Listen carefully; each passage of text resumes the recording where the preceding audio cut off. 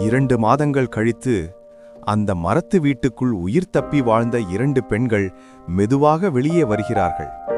அவர்கள் இப்போது கொஞ்சம் வலிமையாக இருந்தாலும் அந்த காட்டின் பயம் இன்னும் அவர்களை விட்டு போகவில்லை. வாங்க, கடல் பக்கம் போய் சாப்பாட்டுக்கு ஏதாவது தேடலாம்.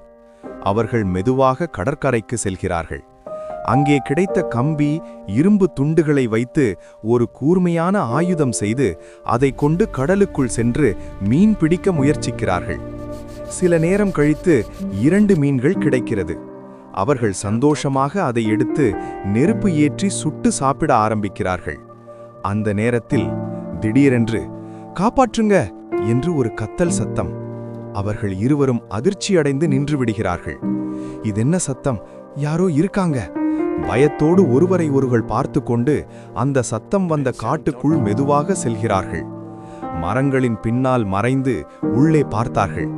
அங்கே அவர்கள் பார்த்தது மிகவும் அதிர்ச்சியான காட்சி. சட்டை இல்லாமல் இடுப்பில் துணி கட்டிக்கொண்டு மேலே இலைகள், தோள்கள் அணிந்திருந்த ஒரு 5-6 பேர் கொண்ட ஆதி மனிதர்கள். அவர்கள் முயல், எலி போன்ற சிறிய உயிரினங்களை வேட்டையாடிக் கொண்டிருந்தார்கள். 2 பெண்களும் மூச்சை கூட அடக்கி பயத்தோடு பார்த்து கொண்டிருக்கிறார்கள். இவர்கள் யாரு? அந்த நேரத்தில் அந்த மனிதர்களில் ஒருவன் மெதுவாக திரும்பி பார்க்கிறான். அவன் பார்வை நேராக இந்த 2 பெண்கள் மேல் விழுகிறது.